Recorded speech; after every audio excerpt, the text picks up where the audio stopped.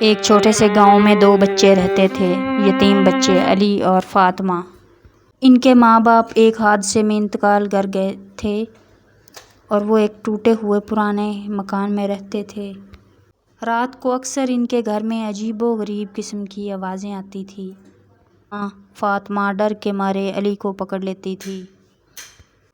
ایک رات علی نے ہمت کی اور وہ آواز کے پیچھے پیچھے گیا، لیکن اس نے جو دیکھا وہ حیران کن تھا۔ وہ ایک بوڑھی عورت کی روح تھی جو تنہا گھر میں مر گئی تھی۔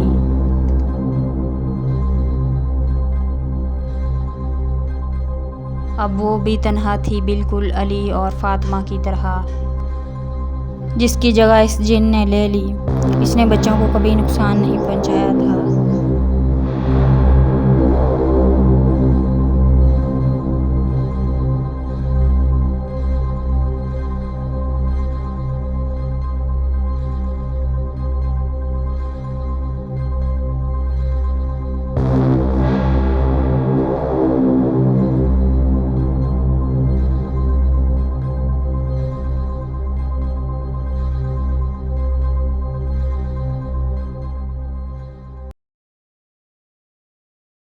اس روح نے بچوں کو نقصان نہیں پہنچایا، لیکن ان کا کھانا لا کے رکھنا شروع کر دیا۔